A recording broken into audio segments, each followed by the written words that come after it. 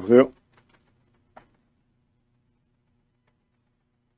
오늘 세 번째 이 사람에 대한 공부하는 시간인데 지난번 두 번 공부한 거 다 기억들 하시나요? 기억하는 것도 좋은데 이해가 되셨나요? 이런 거 가르치면 쉬운 가르침이 아니기 때문에, 하지만 우리가 이 사람에 대한 공부를 해야 되고, 그리고 이 사람에 대해서 잘 알아야 되는 이유가 있습니다. 그것은 하나님께서 사람을 만드실 때 분명히 목적이 있어서 만드시지 않았겠습니까? 그렇기 때문에 그 사람에 대해서 공부하는 것이 중요한 것은 이 공부를 통해서 나를 향하신 하나님의 뜻을 이해하는 데 필요하기 때문에 그렇습니다.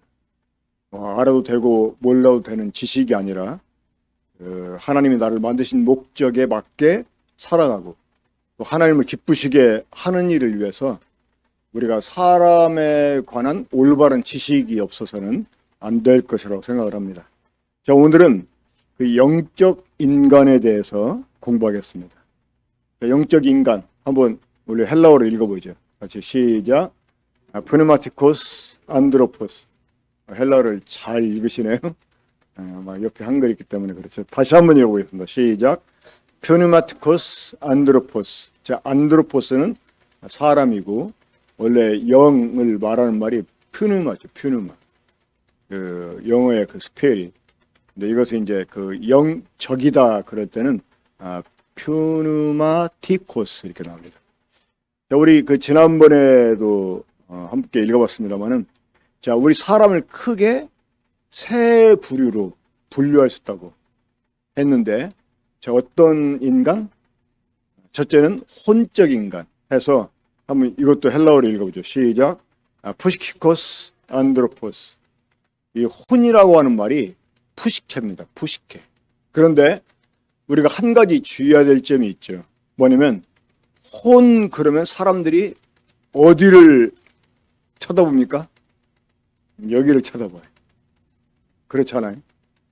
이제 혼이라고 하는 말이 영을 대신한 말로도 사용이 되기 때문에 마태복음 10장에 보면 혼이라는 말이 영을 대신한 말로 기록이 됩니다.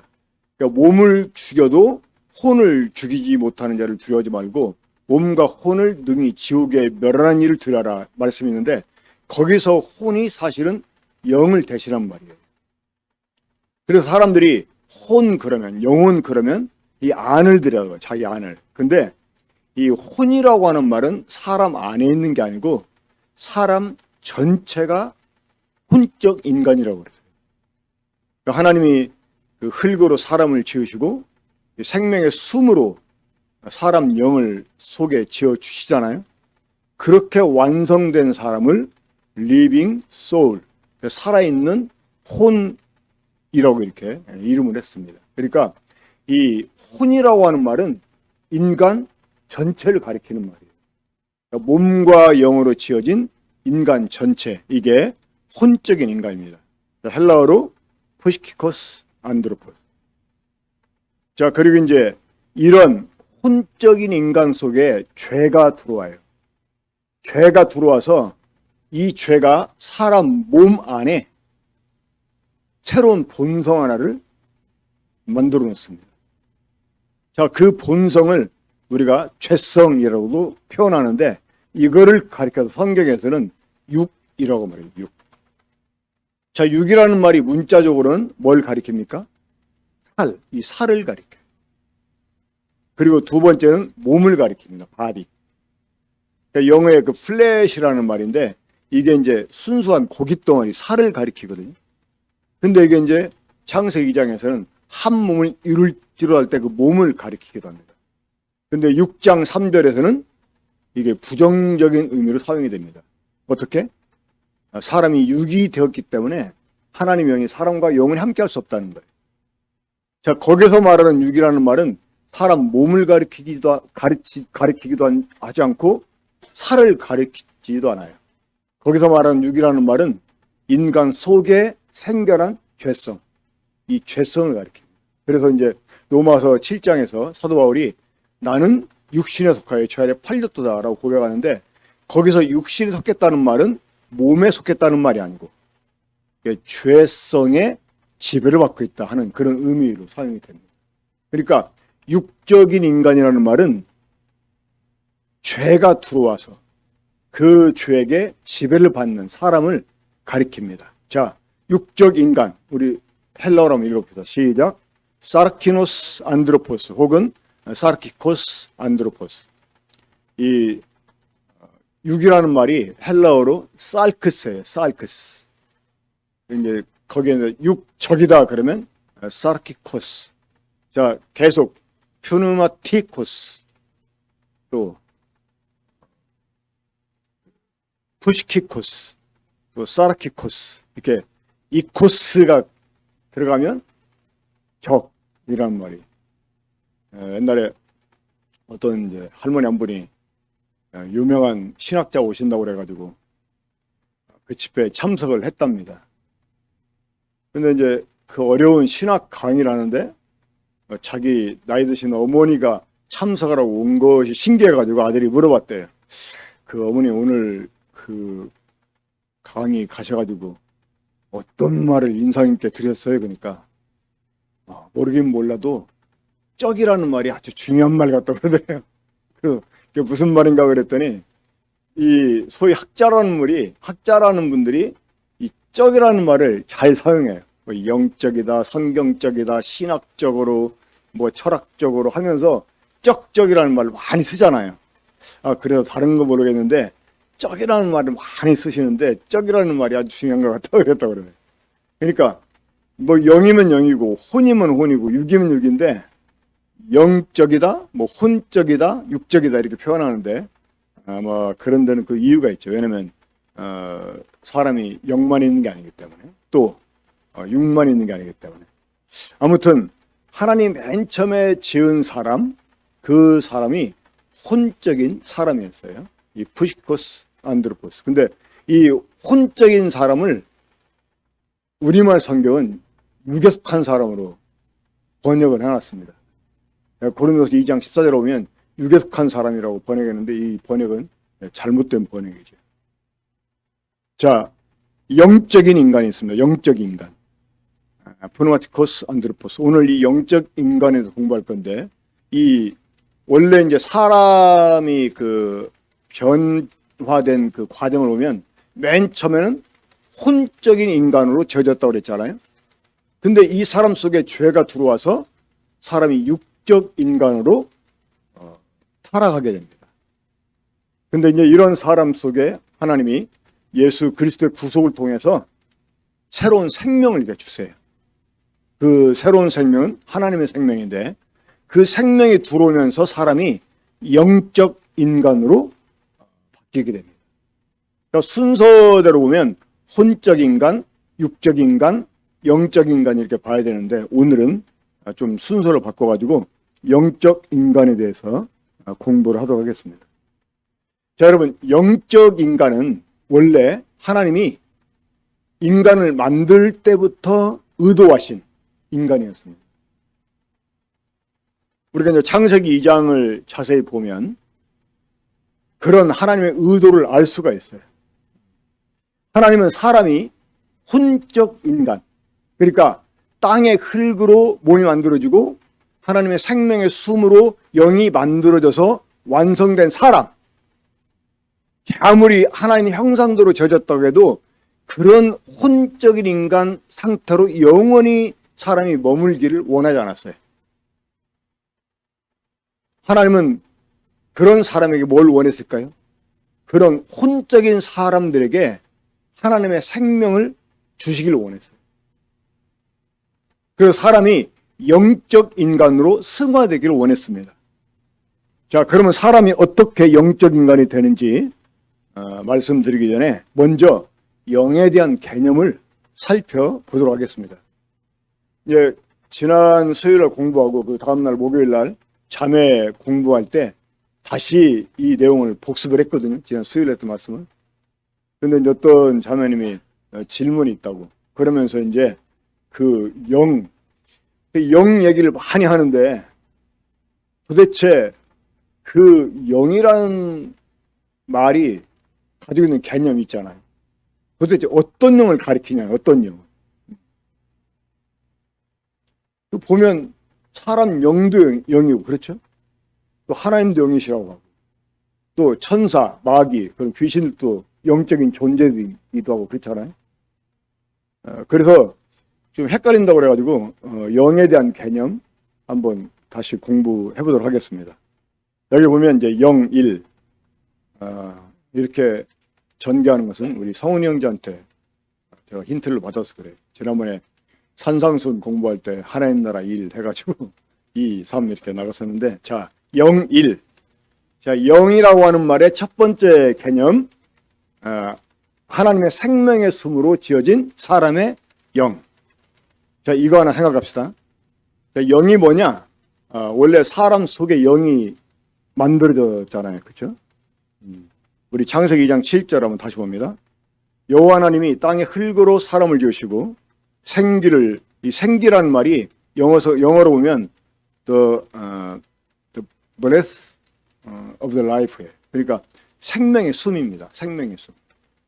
그러니까 생명의 숨을 그 코에 불어넣으신 사람이, 우리말 성경은 생영이 됐다 이렇게 말을 번역했죠.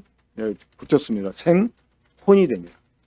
그러니까 이제 영어 성경 킹 제임스는 리빙 소울이 됐다라고 번역을 했죠. 자, 우리 스가랴 12장 1절 함께 읽겠습니다. 시작. 이스라엘 관한 여호와의 경고의 말씀이라. 여호와 곧 하늘을 펴시며 땅에 터를 세우시며 사람 안에 심령을 지으시니가 이르시되. 자, 여기서 이 심령, 이게 그 히브리어로 루아흐라고 하는데, 이게 이제 영을 가리켜요. 그러니까 하나님이 사람 내부에 영을 지어 주셨다는 거예요. 자, 어떻게? 하나님의 생명의 숨을 사람 코에 불어넣어 주심으로써 사람 내부에 영을 지어 주셨다는 것입니다. 그러니까 사람 속에 있는 영도 영이에요. 이게 영일입니다. 영일. 영이가 있어요. 영이. 자, 영이 굉장히 우리 교회에서는 생소한 표현이 아니죠. 제가 여러 번 말씀드렸기 때문에. 자, 짐승의 영이 있어요. 예? 짐승한테 영이 있다고요? 예. 전도서 3장 20절 보면 우리말 성경은 사람의 혼은 위로 올라가고 짐승의 혼은 땅 아래로 내려간다고 번역되어 있는데, 이게 그 히브리어 성경 보면 영이에요. 혼이 아니고. 그러니까 킹 제임스 영어 성경도 스피릿이라고 영으로 번역을 했습니다. 근데 아마 우리 말 성경 번역하는 사람이 짐승한테 영이 있다고 하고 이해가 안 가니까 영이라고 번역을 못한 것 같아요. 혼이라는 걸 번역하는 것 같아요. 그리고 이제 히브리어로 영이다라고 난해주를 달아놨는데, 그나마 좀 양심적이다라고 생각을 합니다. 하지만 짐승의 영이 있어요. 물론 이 사람의 영과는 다른 영입니다. 제가 여러 번 말씀드렸지만 이 사람의 영은 하나님 어떻게 지어주셨어요? 하나님의 생명의 숨을 사람 코에 불어넣어 주심으로써. 그렇죠? 그러면 짐승의 영은 어떻게 지어졌을까? 자, 이 물 속에 사는 생물들 있잖아요. 물고기들. 하나님이 이 물에게 명령을 내려요. 물아, 생물로 다니게 하라. 그러면서 이 물들을 명해서 물속을 다니는 생명체가 나오게 합니다. 그러니까 그 물고기들의 영은 물에서부터 나온 거예요. 또 땅한테도 명령을 냅니다. 땅아, 생물로 다니게 하라. 그러니까 이 땅의 짐승들에게 주어진 영은 땅에서 들어가요. 그러면 영이라고 할 때 영이 똑같은 거냐? 그렇지 않다는 거예요. 그 헬라어로 아까 우리 영적 인간 뭐라고 읽었죠? 영적 인간. 오, 그래도 기억력이 있으시네. 푸누마티코스 안드로포. 이 푸누마라는 말이 영인데 이게 바람이라는 말도 뜻도 있어요. 바람. 그러니까 요한복음 3장에서 주님이 그러잖아요. 바람이 임의로 불매 어디에서 어디로 가는지 알지 못하나. 그게 영이라는 말과 똑같아요. 영으로 난 자는 영이다 이렇게 말씀해놓고 또 몇 구절 지나가가지고 바람이 임의로 불매 하는데 그 영이라는 말이나 바람이라는 말이 똑같이 큐르마예요. 그러니까 히브리어로 루아흐 이게 영이라는 말이 사람 속의 영도 루아흐고 짐승 속에 있는 것도 루아흐인데 이게 의미가 다르다는 거예요. 의미가. 그러니까 루아흐라는 말은 어떤 기, 에너지 그런 뜻이 있어요. 그러니까 이 짐승들로 하여금 살아 움직이게 하는 그 에너지가 있다는 거예요. 그것을 성경은 영으로 표현했다는 것입니다. 그러니까 이 짐승은 죽으면 혼이 소멸되어 버립니다. 하지만 사람의 영은 이 하나님께서 직접 지어주셨기 때문에 소멸되지 않아요. 하나님께로 돌아갑니다. 그러니까 우리가 이제 영이라고 해서 같은 개념이 아니다. 그러니까 그 영이라는 말을 한 단어지만 그 단어를 사용을 해도 우리가 여러 개념으로 이해를 하고 있어야 돼요. 자, 그리고 또 하나, 이 천사나 마귀 등 영적 존재들이 있죠. 그렇죠? 그것들도 영입니다. 그리고 영사 보면 하나님의 영. 그러니까 하나님의 영이 있어요. 자, 그런데 이제 중요한 게 있습니다. 바로 영오인데 하나님은 영이시다. 자, 이 구절 어디 나오죠? 요한복음 4장 24절에서 하나님은 영이시니 하나님이 영이시라는 거예요. 자, 여기서 하나님이 영이시다라고 할 때 그 영은 사람 영, 뭐 짐승 아니면 천사 혹은 하나님의 영하고는 개념 자체가 다릅니다. 이걸 잘 이해를 하셔야 돼요. 우리가 영적 인간을 이해하려면 하나님이 영이시다라는 그 영이라는 말이 완전히 다른 개념이라는 거, 그걸 이해를 하셔야 돼요. 많은 사람들이 영하면 이 물질의 반대 개념으로 이해를 해요. 전도할 때 보면 사람들이 그렇게 말합니다. 하나님은 영이시기 때문에 안 보여. 자, 영이시기 때문에 안 보이나요? 하나님은 사람이 볼 수가 없죠. 보면 죽습니다. 우리가 태양빛도 똑바로 쳐다볼 수 없잖아요. 응? 그거 막 네가 이거나 내가 이거나 해보자고 막 그 정오에 막 중천에 떠 있는 태양을 우리가 1분 이상 바라본다고 생각해 보세요. 눈 멀어버립니다. 우리가 하나님을 보고 살 수가 없어요. 하나님이 영이시기 때문에 보지 못하는 게 아닙니다. 자, 모세는 하나님 봤잖아요. 물론 이제 뒷모습이지만 하나님이 모세 앞에 지나갈 때는 모세를 보지 못하게 얼굴을 가리우시죠. 그리고 이제 지나가시고서 뒷모습을 보여주십니다. 그러니까 영이기 때문에 보이지 않는 게 아니에요. 우리가 이제 영에 대한 개념을 좀 다양하게 이해할 필요가 있습니다. 하나님은 영이시니 이 영적 인간은 이 하나님이 영이시니라는 그 개념하고 맥을 같이 합니다. 자, 우리 그 로마서 1장 4절 읽어보죠. 이제 우리 그 주님에 관해서 하신 말씀인데 함께 읽겠습니다. 시작. 성결의 영으로는 죽은 자들 가운데서 부활하사 능력으로 하나님 아들로 선포되셨으니 곧 우리 주 예수 그리스도니라. 자, 지금 우리 주 예수님도 성결의 영이시라는 거예요. 성결의 영. 그런데 자, 부활하신 예수님이 몸이 있었어요, 없었어요? 몸이 있었잖아요. 그렇죠?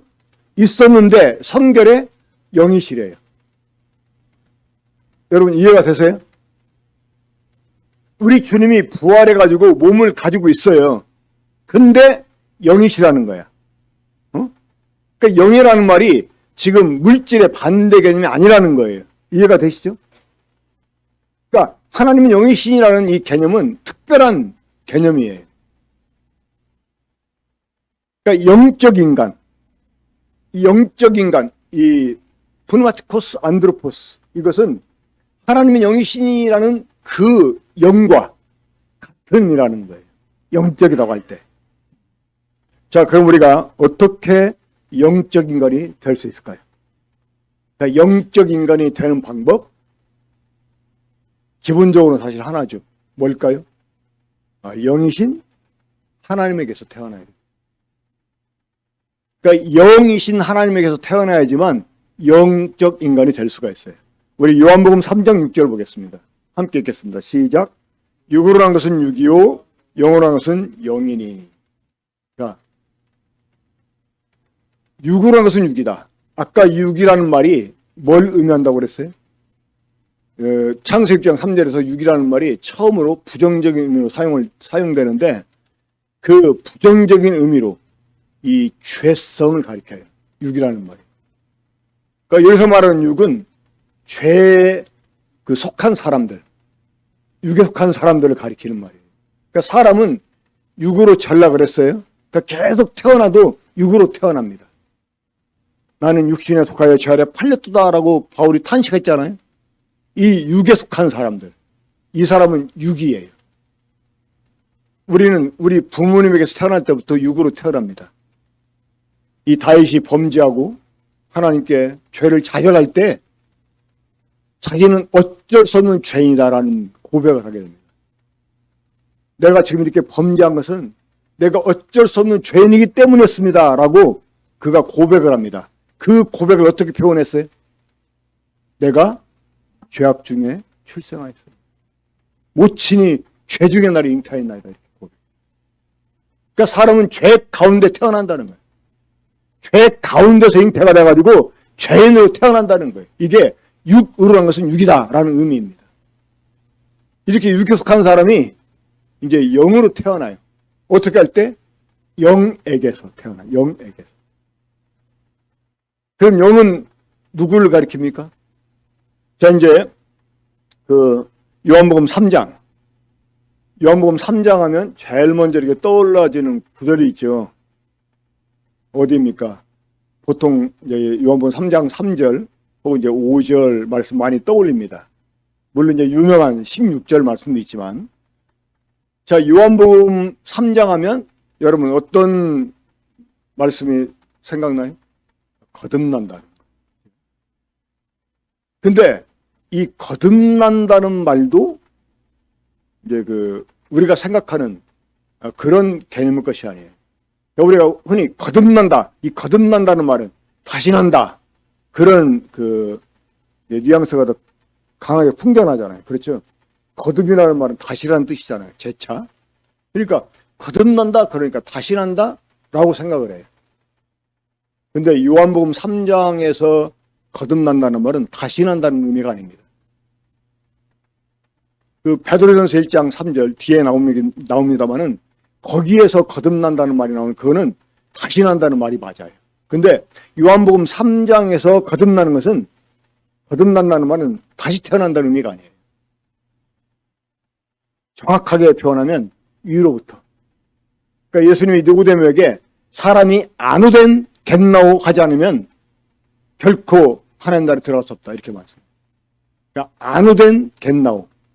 이 말은 위로부터 태어난다는 거예요. 위로부터. 그럼 여러분 위가 어디를 가리켜요? 위? 하늘이죠. 그렇죠? 자, 하늘이면 하늘은 누구를 가리키는 대명사입니까? 하나님. 그러니까 안우된 겟나오. 위로부터 태어난다는 말은 하나님께로부터 태어나는 하나님께로부터. 그러니까 영이신 하나님에게서 태어날 때 사람이 영이 되는 거예요. 그렇게 영으로 난 사람이 영적 인간, 프누마티코스 안드로포스가 되는 것입니다. 그럼 우리가 영으로 태어나면 어떻게 될까요? 자, 우리가 영적 인간이 되려면 영으로 태어나야 돼. 그럼 우리가 영으로 태어나려면 어떻게 해야 될까? 영으로 태어나려면. 영으로 태어나려면 나와 있죠. 어떻게 해야 돼? 하나님의 생명을 받아야 돼.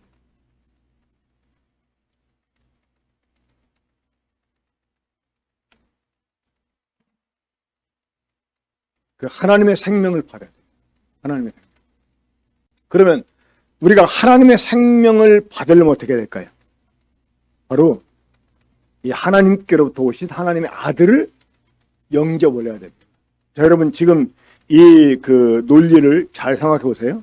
우리가 우리가 영으로 태어나려면 하나님의 생명을 받아야 돼. 우리가 하나님의 생명을 받으려면 어떻게 해야 돼? 하나님께로부터 오신 하나님의 아들을 영접을 해야 돼.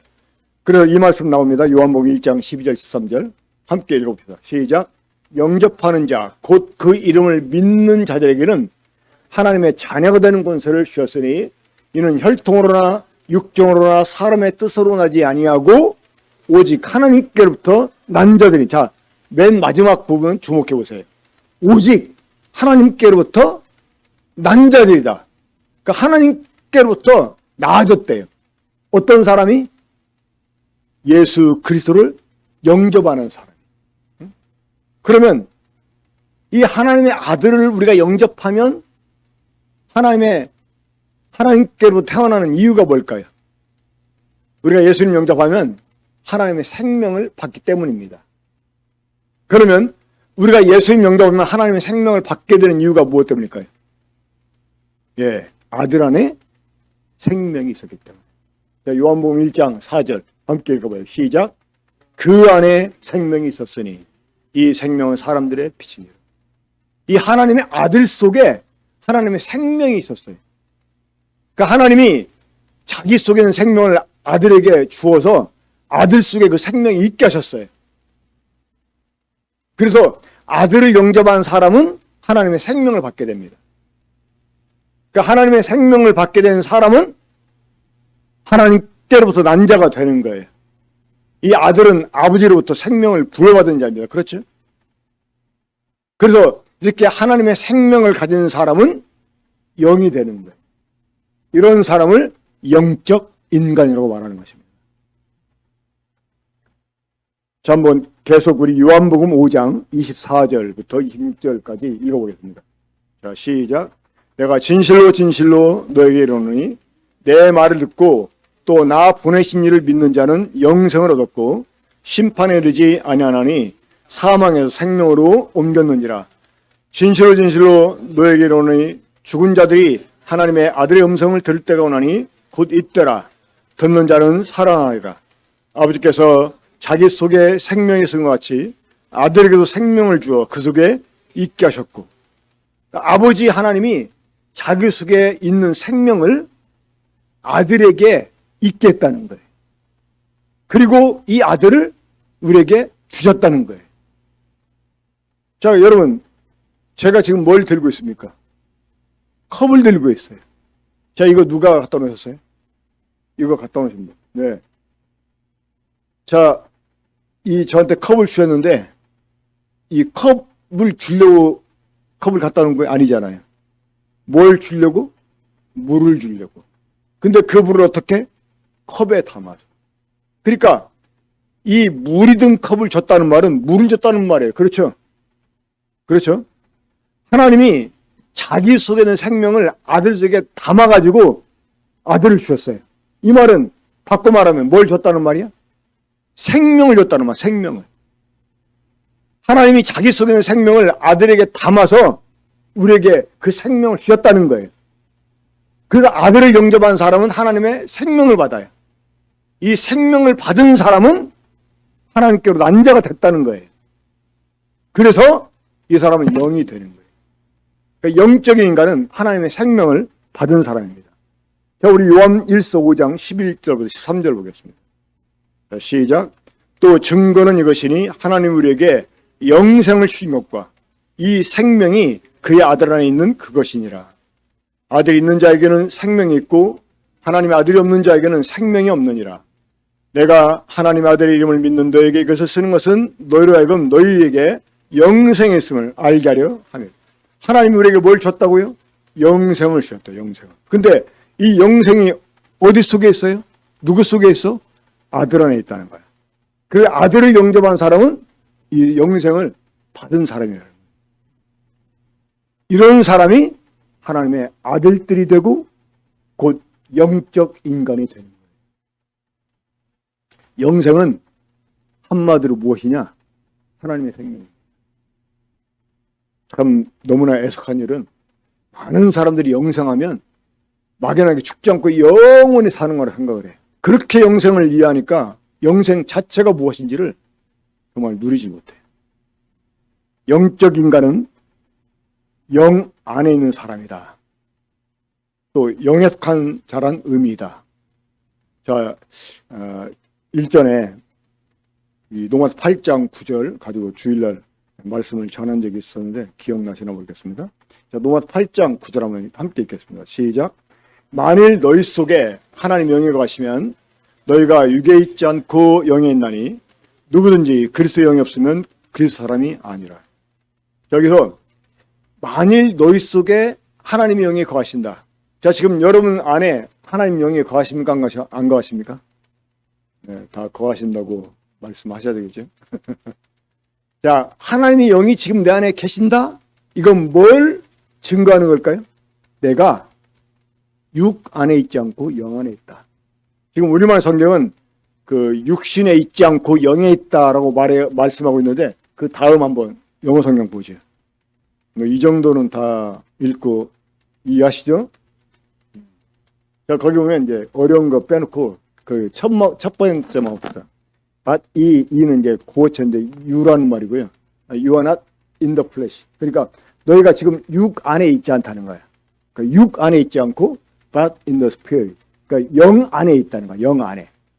그러니까 육에 있지 않다, 영에 있다. 이 말은 육 안에 있지 않고 영 안에 있다는. 그러면 영 안에 있다는 말은 무슨 의미일까요? 영에 속해 있다는 말이에요. 이 영의 영향력을 받고 있다. 이런 의미입니다. 그런 사람에게 성령이 보증으로 주어진 거예요. 성령은 영에 속한 사람들에게 주어지는 일종의 보증입니다. 보증. 그러니까 영 안에 있다는 것은 영에 속해 있고 영의 영향력 아래 있다는 말입니다. 자, 다시 말씀드리면 이제 여기서 헷갈리지 말아야 됩니다. 영이라고 하는 새로운 본성이 우리 영 안에 생겨나요. 뭐 지금 막 영 얘기가 막 여러 번 겹쳐 나오는데, 자, 이 예수 그리스도를 영접하고 그래 하나님의 생명을 얻게 된 사람은요, 그 사람 영 안에, 그러니까 그 사람 영이라고 하는 것은 지금 이 영은 어떤 영입니까? 하나님의 생명의 숨으로 사람 안에 만들어준 영을 말해요. 그러니까 그게 이제 실제 우리인 거죠. 그죠? 지금 이해가 되세요? 이 부분을 이해를 잘해야 돼요. 그러니까 지금 우리 영, 그러니까 원래 하나님이 생명의 숨으로 만들어준 우리 영 안에 하나님의 생명으로 말미암은 영이라고 본성이 생겨났다는 거예요. 하나님 영이시니 그랬잖아요. 그러니까 하나님의 생명이 주어진 사람 속에는 하나님은 영이시니라는 개념의 영이 우리 영 속에 새로운 본성으로 생겨났다는 말이에요. 이게 여기에 속한 사람의 모습입니다. 원래 죄는 사람 속에 들어와가지고 사람 몸 안에 죄성을 만들어놔요. 그래서 이 죄성을 표현할 때 우리 몸의 행실과 관련이 있습니다. 로마 7장에서는요, 우리가 하나님의 법을 줄구하고 그 법대로 막 살려고 하는데 우리 지체 속에 있는 죄의 법이 나를 막 죄 가운데로 찾아온다는 거야. 그러니까 이 죄성은 어디에 자리 잡고 있느냐? 내 몸 안에 자리 잡고 있어. 몸 안에. 무슨 말인지가 됐어요? 죄가 사람 속에 들어와서 사람 몸 안에 자리를 잡고, 하나님의 생명은 우리 영 안에 들어와서 영이라고 하는 새로운 본성을 만들어 주셨다는 말이에요. 이게 영에 속한 사람, 영 안에 있는 사람이에요. 이런 사람이 바로 영적인 인간이 되는 것입니다. 자, 사람 영 안에 자리한 영, 영성이라고 표현하는 게 더 쉽겠죠. 영성. 그러니까 하나님의 생명이 사람 속에 들어와서 사람 영 안에 새로운 영성을 심어줍니다.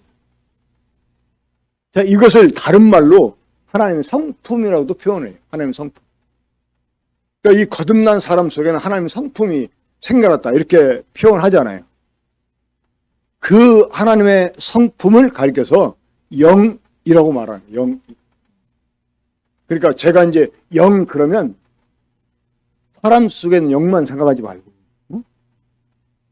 또 하나님의 영 영만 생각하지 말고 하나님 영이시다라는 그 높은 차원의 새로운 개념의 영성이 우리 영 안에 생겨났다 그 말이에요. 이런 사람이 바로 영적 인간이라고 하는 것입니다.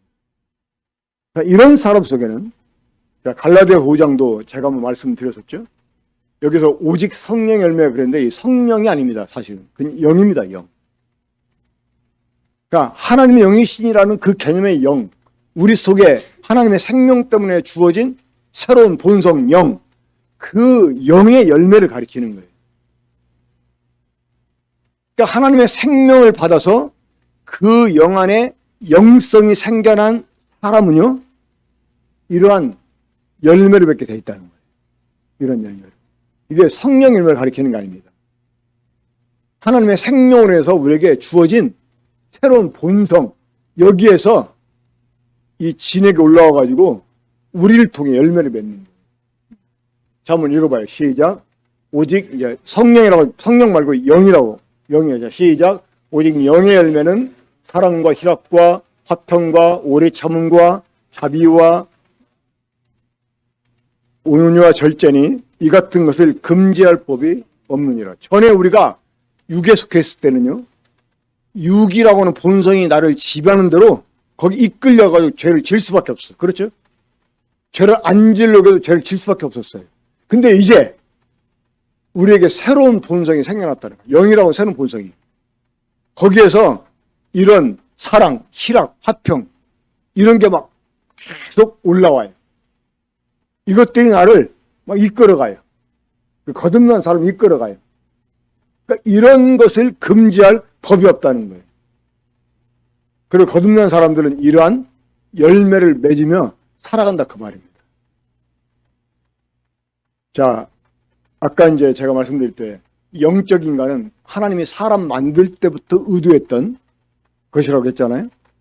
우리 한번 창세기를 좀 보도록 하겠습니다. 그러니까 하나님께서는 처음부터 사람을 영적 인간이 되게 하시려고 이 에덴 동산 한가운데 생명나무로 만들어 놓으셨습니다. 자, 하나님이 에덴이라는 지역에 이제 그 에덴이라는 지역이 상당히 넓습니다. 넓은데 그 에덴이라고 하는 지역의 동쪽에다가 하나님이 한 동산을 만드세요. 이제 하나님이 지으신 사람을 살게 하려고 이 에덴이라는 그 엄청나게 넓은 지역이 있는데 그 에덴의 그 동편 쪽에 하나님이 동산을 만드시고 거기 이제 사람들이 먹고 살 수 있는 각종 과일을 만들어 놓으시고 특별히 그 동산 한가운데 하나님이 중요한 두 나무를 만들어 놓으십니다. 자, 그 두 나무는 어떤 나무였죠? 생명나무와 선악을 알게 하는 나무였습니다. 자, 일단 이 생명나무 하나만 생각해 보시죠. 생명나무. 하나님이 생명나무를 만들어 놓으신 이유가 무엇 때문일까요? 간단해요. 무엇 때문일까요? 사람들에게 생명을 주시려고. 그러니까 하나님은 처음부터 사람들에게요, 생명을 주시기 원했다는 거예요. 자, 하나님이 땅의 흙으로 생명의 숨으로 사람을 지어놨을 때 사람이 뭐가 됐어요? 리빙 소울, 살아있는 혼이 됐어요. NIV는 리빙 비잉으로 번역을 합니다. 살아있는 존재가 됐다는 거예요. 자, 그러면 여러분 생각해 보세요. 사람이 살아있는 존재가 됐는데 부태에 왜 생명이 필요할까요? 저는 이 구절을 보면서 의아한 생각이 들었어요. 아니, 사람이 살아있는 존재인데, 살아있는 혼인데 구태여 생명나무를 왜 만들어 놨지? 의아한 생각이 안 드십니까? 저는 거기서 깨달은 게 있어요. 뭘까요? 아, 살아있다는 거, 생명은 다르다는 거예요. 살아있는 것은 생명하고 다르다는 거예요. 우리 횟집 가면 먼저 이렇게 스키다시라고 일본어로 표현하죠. 산낙지가 나옵니다. 그럼 막 칼로 막 난도질을 해놨는데도 막 꿈틀거려. 우리 그걸 뭐라고 표현하죠? 아직 살아있네. 이렇게 표현을 살아있네. 근데 사실은 걔는 죽은 거잖아요. 이미. 아직 살아있네. 근데 살아있다는 살아있다고 생명이 있는 건 아닙니다. 근데 하나님은 살아있는 존재로 지어진 사람 속에 생명 주시기 원했다는 거예요. 이 생명은 하나님의 생명입니다. 영생은 거예요. 그래서 3장 20절 보면 하나님이 범죄한 아담을 가리켜 이 사람이 선악을 아는 일에 우리는 하나가 되었으니 그의 손을 들어 생명나무 열매를 따먹고 영생을 갖노라 하고 쫓아냅니다. 그러니까 생명나무 열매를 먹어야 영생 얻는 거예요. 선악도 안 따먹는다고 영생하는 게 아니고 생명나무 열매를 먹어야 되는 거예요. 그러니까 생명나무 만드신 이유가 뭐냐? 생명 주시려고. 생명을 얻게 하는 이유가 무엇 때문에요? 하나님의 아들들이 되게 하려고. 우리가 지금 영적 인간이 되게 하려고. 그러니까 하나님은 처음부터 사람 만들 때부터 사람이 영적 인간이 되게 원했다는 거예요. 그러니까 영적 인간은 하나님이 사람 만들 때 가졌던 의도라고 하는 것입니다. 이해가 되십니까? 그러니까 사람이 혼적 인간, 이 푸시키코스 안드로포스 상태로 계속 존재하는 게 아니고 프누마티코스 안드로포스가 되기를 원했다는 거예요. 그래서 생명나무를 만들어 놓으셨다는 것입니다. 그러나 사람은 이 생명나무를 거절하고 하나님이 금하신 선악을 알게 하는 나무. 사실 선악을 알게 하는 나무는 별명이고 그 본명은 죽음나무입니다. 그러니까 생명나무 반대인 죽음나무. 그 나무를 선택을 합니다. 자, 선악을 아는 나무 열매를 먹음으로써 어떻게 됐어요? 사람 속에 죄가 들어와요. 이 선악을 알게 하는 죄가 들어와서 사람 속에 죄성, 육이라고 하는 죄성을 만들어 놓습니다. 사람이, 그러니까 푸시키코스 안드로포스가 사르키코스 안드로포스로 전락을 해버립니다. 다음 주에 육적 인간에 대해서 말씀을 드리려고 하는데 제가 육적 인간을 마지막에 다룬 이유가 있습니다. 그것은 육적 인간이라는 표현이 상당히 많이 나오거든요. 심지어 영적 인간인데도 그 영적 인간을 향해서 막 육적 인간이라고 막 사도 바울이 엄청난 책망을 합니다. 그러니까 그런 부분도 말씀을 드리려고. 자, 하나님은 생명나무 대신 이 선악을 알게 하는 죽음나무를 선택하고 육적 인간을 전락한 이런 사람들에게 다시 영생 얻을 기회를 주셨어요. 영생 얻으려면 어떻게 될까요? 거듭나야 됩니다. 어떻게 거듭났어요? 육적 인간이. 그러니까 원래 혼적 인간이라면 생명나무 열매만 그냥 먹으면 돼. 그러면 영적 인간이 될 수가 있어요. 그런데 이제 육적 인간은 생명나무 열매를 먹을 수 있어요? 이제 없어요. 그럼 어떻게 해야 돼? 먼저 그들의 죄를 대속하는 일을 해야 됩니다. 그래서 하나님의 아들이 사람의 아들로 오신 거예요. 왜? 사람들이 육으로 전락을 해서 그 죄의 지배를 받고 있어. 그것 때문에 생명나무 열매를 더 이상 먹을 수 없게 되었기 때문에 그 사람들에게 생명나무 열매를 먹을 수 있는 기회를 주시려고 사람의 죄를 없애시기 위해서 우리 주님이 사람의 아들로 오신 거예요. 그 십자가에서 못 박혀 죽으신 거예요. 우리 모든 사람의 죄를 짊어지고 죽으시고 다시 부활을 통해서 우리를 거듭나게 해주신 거예요. 왜? 생명나무 열매를 먹게 하기 위해서. 영생을 얻게 하시게 위해서. 우리 요한복음 3장 16절을 잘 아시죠? 한번 함께 외워볼까요? 시작. 하나님이 세상을 이처럼 사랑하사 독생자를 주셨으니 이는 그를 믿는 자마다 멸망하지 않고 영생을 얻게 하려 하십니다. 원래 영생 얻을 수 없어. 그렇죠? 근데 사실은 멸망하지 않게 하는 게 여러분 주 목적이 아닙니다. 예수님 십자가 못 죽으신 것이 우리들의 죄를 없애시고 죄를 용서받게만 하려고 하신 게 아니라는 거예요. 무엇을 위해서? 영생을 얻게 하려고. 왜? 영생 얻어야 우리가 푸누마티코스 안드로포스가 되니까. 그래야 우리가 영적인 인간이 되니까. 그래야 우리가 하나님의 아들이 되고 하나님의 상속자가 될 수 있기 때문에 그런 것입니다.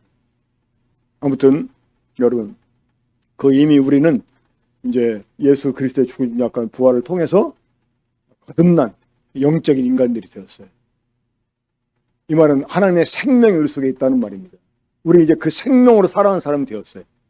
이런 사람에게서 나오는 열매들, 사랑, 희락, 화평, 오래 참음, 자비, 양성, 온유와 충성, 이런 것들 우리가 얼마든지 열매를 맺어 살아갈 수 있는 사람이 되는데, 우리가 정말 영적 인간으로서 우리 정체성을 바르게 인식을 하고 그런 정체성에 걸맞는 삶을 가져야만 되겠습니다. 우리가 훗날 주님과 함께 하나님 나라를 상속하게 될 때 그 상속자로서 정말 결격 사유가 없는 사람들이 되어야 되겠습니다. 그러기 위해서 우리가 계속 이 하나님의 아들을 본받는 이러한 삶을 우리가 가져야 되고, 성령님은 우리로 하여금 그렇게 살도록 도와주시기 위해서 우리를 가르쳐 주시고 인도하시고 도우시기 위해서 오신 보혜사세요. 이 보혜사라는 말은 헬퍼를 의미하기도 하고, 영어 성경 보면 카운셀러로 돼요. 카운셀러. 우리 상담해주고 우리에게 조언해주고 이끌어 주시는 것입니다. 이제 우리는 영적 인간이 되었는데, 이 영적 인간에 걸맞는 이러한 의식을 가지고 우리가 남은 인생을 주님 앞에서 성공적으로 살아야겠습니다. 기도하고 마치겠습니다. 우리 사랑하시는 아버지 하나님, 저희들 향하신 그 주님의 뜻을 다시금 우리에게 인식할 수 있게 해주시고, 우리가 영적 인간이 되게 하시게 해서 우리 주님이 어떤 일을 이루셨는지를 다시금 묵상할 수 있는 시간을 주시니 감사를 드립니다. 아버지 하나님, 우리를 향해 가신 그 놀라운 계획을 우리가 정말 기억하고, 이것을 위해서 우리 가운데 계시는 성령님을 따라서 우리들이 늘 주님을 본받는 이런 삶을 살아가게 해주셔서 훗날 주님 다시 오실 때 우리가 그 앞에서 주님과 같은 모습으로 함께 서게 해 주시기를 바랍니다. 주님 말씀을 감사를 드리며 우리 주 예수님의 이름으로 기도합니다. 아멘.